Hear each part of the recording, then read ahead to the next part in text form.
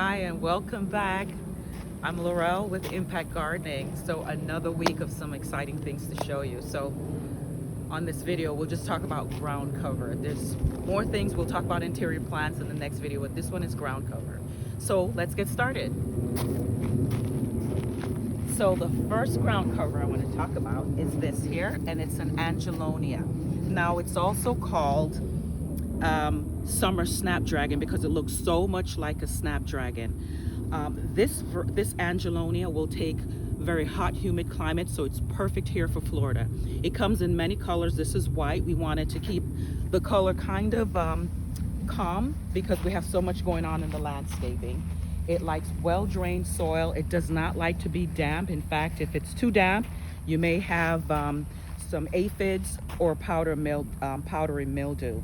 In fact, what we've found is that during the summer when it rains a lot, the rain just pelts off all of the flowers and it greens up, but it doesn't really flower. But when it's not raining and it's only getting irrigation from the sprinkler system, it does great. So right now it's looking great.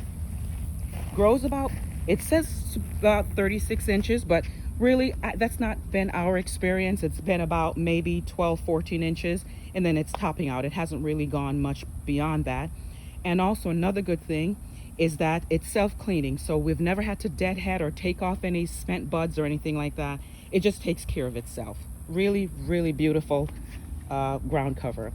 The next one, now this vine growing on this coconut palm is in the Philodendron family, and it's called Ginny with a G, Ginny Monstera. Now, Ginny Monstera is also called Mini Monstera. There's usually another Monstera that is super big. So you can see the size of these leaves. And then they have another Monstera that is huge. The leaves are maybe this big, but this one is called the Mini Monstera. And you can tell a philodendron because it will send off roots that it uses to attach to the trees or a pole or other plants and fences, etc. wall. That's a philodendron as opposed to an alocasia. Now this one will not get these large leaves. It's bred to be small like this. It prefers filtered sun, so it's usually a dark green leaf, but because it's getting too much sun here, it's kind of light green and it will brown. As you can see on this leaf, you're getting a lot of browning on it, and it will vine up the tree. Now we know that this is not the ideal spot for this Ginny or Mini Monstera, but we fell in love with it when we went to the nursery.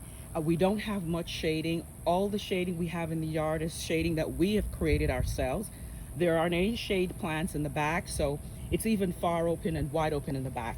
But we brought it here because we just really love this small vining Mini Monstera. Just beautiful, but it will get dark green once we've been able to put it in another location. Now just look at this beauty.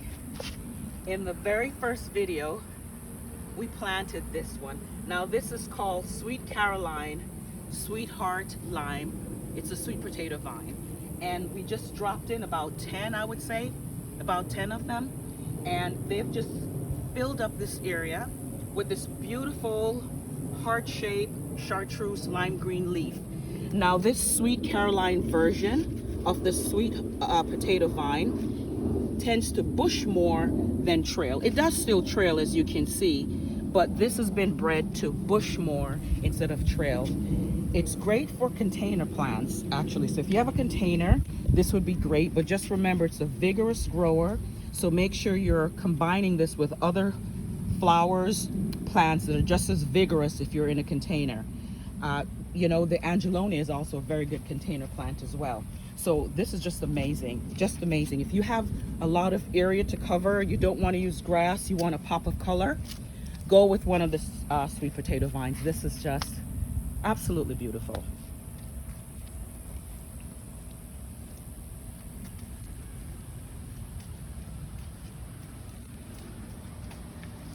Then we come around our Dipsis cubata, and on this palm we have this very interesting This is, of course, another philodendron. And this one, I have searched to find the name of this particular plant. And I think it's called Sancta Martinez, Philodendron Sancta Martinez. And I'll tell you what the characteristics of this is. It starts out when it's a small leaf. It looks pretty much like an arrow. But then, see, it looks pretty much like an arrow when it's a smaller leaf. But then as it gets older, the leaf sort of splits up, and then it develops these two earlobes on the side, as you can see. So that is very indicative of the Sancta Martinez philodendron. Now, we ended up getting this, we didn't purchase it, but this cabata was field grown at the nursery, and there was opportunistic vines and plants in the nursery, so this actually came with the palm.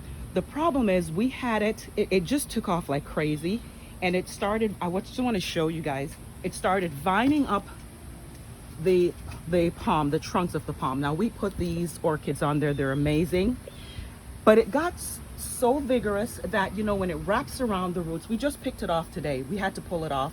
You can see that it literally mars the trunks. And one of the beautiful things about the palms is the trunk, so we want to make sure we control it. Look at how beautiful this is without any markings.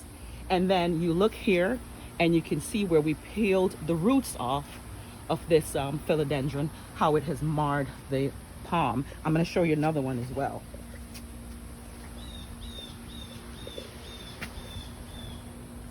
So as you can see here, we ended up pulling it off, but it has already started marring this beautiful trunk. So we didn't want, this is our Dipsis pembana, we didn't want that to happen, so we yanked that off as well. So I'm walking over to the front now, and there's my cat Ty. He's being good today. Okay, so here we are in the front border bed, and this purple plant is called purple waffle plant, or a dwarf waffle plant. Very pretty. It will only grow about maybe 6 inches high. It spreads maybe 10 inches across. Beautiful silvery green purple on the front, and you can see the back is a deep rich purple, and it can take full sun, partial shade to full sun. But here's the thing about this, it wilts very easily because it loves moisture. So if you have it in a full sun area, you need to give it enough irrigation or it's going to wilt. It does get some small tiny white flowers. Let's see, you can barely see them here, some tiny white flowers. These are opening up, but insignificant. You're really using this because you want some purple pop, and you want you're not doing it for the flowers. So the next thing here, and I'm going to try to get my feet through here without hurting the plants, it's this is called Moses in the Cradle, or the oyster plant. This variety is a deep purple on the back and a deep green on the inside, and then it has these little rosettes that grow in here, and there are some little tiny white flowers. I don't know if you can see it, little tiny white flowers, and hence the name. It's like it's being cradled. Those flowers are being cradled, hence the name Moses in the Cradle. Now this was also an opportunistic purchase here. This was this Principe palm was also field grown from the same nursery, and so the Moses in the Cradle came with it, and we decided to keep it because we felt it really looked nice. And in fact, we purchased the purple waffle plant because of it. And then we have some more on that side at the end bed. We have to do a little bit of weeding there.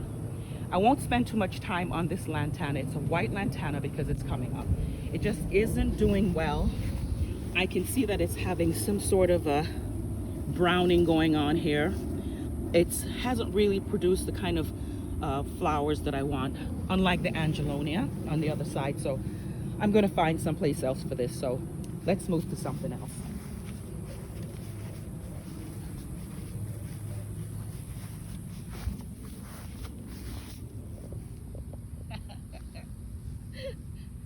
He's being nice today. He doesn't even realize that the camera's in his face. All right, so this is another plant. This is called a purple heart vine, and we're moving this as well. It should grow to about 12-14 inches in height, It trails. It's very easy to propagate. You can just go to one of the knobs right here, break it off, and you can propagate it. The problem with this, while we're going to move it, is that, as you can see, it doesn't take much. It's a very succulent type of plant, and it doesn't really take much to break this. So here we have leaves, fallen leaves from the bamboo, the black bamboo.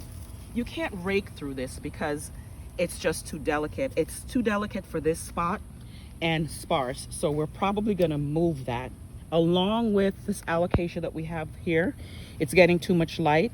So perhaps what we'll do is we'll have this Moses in the Cradle continue to cover through here. It sends off its own pups, and have it cover through here, and we move other things. So then we have just 2 more things to cover. Let's go over here to this other philodendron. I'm going to step over this bed. Looks like Ty knew exactly where we were coming. Now, along with the Ginny Monstera on the other coconut palm, this one is on our Caryotomitis, our big fishtail palm. We fell in love with this vine. I know my hubby is showing you the top of our beautiful fishtail palm. But we fell in love with this. Now the difference with this is that it's got sort of that elongated leaf. It has the hole. It's called a Swiss cheese vine. Unlike the other Monstera, this one is an enclosed leaf with the holes within the leaves. It's not like cutouts as the other one. Now it prefers shade. It can take full sun, but it does prefer shade. But at least this one is surviving a little bit better than perhaps the Ginny Monstera on the other side. But it's going up the vine, up the trunk of the tree. I think I'll probably take this one and make this an interior plant as well. I'm going to take some cuttings and show you what I do on the interior. If you're going to use this as an interior plant, it's a very good interior plant. Then try to have some sort of a stake where it can wrap around in the pot, so it can wrap around. Now this is going to go all the way up this trunk of this tree, and as you can see, the leaves get larger as they get smaller. This is a more mature leaf, and as the plant becomes stronger and more vigorous in growth, then it has the larger leaves, as opposed to these smaller leaves, which is how they looked when we planted them the first time. Now last but not least, let's talk about the Mondo Grass. So this is called Mondo Grass. I'm going to step over here so you can get a very good look at it. It's also called monkey grass. Now this is going to get to about 10-12 inches high. There is another grass used for border called Lyoropi, and it differs from the Lyoropi in that it's much finer. It's a softer, finer type of grass, just softer and finer, and it is smaller. The leaves are much smaller than the Lyoropi. To care for this one, they can get mites, and so you want to make sure you're treating this. As with everything on the ground cover, monthly fertilizing is all it needs, but it prefers the shade. So you should be careful of having it out in too much full sun. This is getting a lot of eastern sun, so it tips out brown, so we give it extra fertilizing to keep it looking green and nitrogen, to keep it looking green and lush. And then to care for this, you just need to get in with your hands or a small rake and pull out the dry portions of it, right? You just pull it out. And probably once a year, as it continues to grow and clump, you may need to thin it out a bit and move some of it so it keeps the nice lush look, but it's not overcrowded. An excellent border for your beds. Also very good to use the Mondo Grass if you have an area under a tree where the grass isn't growing, but you want some green lushness there. Try the Mondo Grass because it does prefer more shade than it does sun. So I'm out here sweating. It was a hot day here in Florida. You could see me sweating. So sorry about that. It was 95 degrees today. That's where I counted it the hottest time. And so we're coming out at when the sun sets. But that's it for today. Next video, I'll probably talk about the interior plants. I know you see them and they're gorgeous. And so we'll talk about those next time. We have so much to talk about. We haven't even gotten inside yet. And let me also say, it is August. It's only a few more days left in August, and this is the perfect time for actually gardening. We're talking about herbs and vegetables and that kind of stuff in Florida. It's the perfect weather for it. And so I'm gonna put it out there already. It's time for me to set my seeds and start that. I have some raised beds that I need to build and fill, and I need to start my seeds. So, okay, if you're along with me, then you know it's a lot of hard work. But now that I've put it out here, I'm committed to doing it. So we'll do it together. I'll let you know when that gets started. Okay, so for now, take care and have a great week.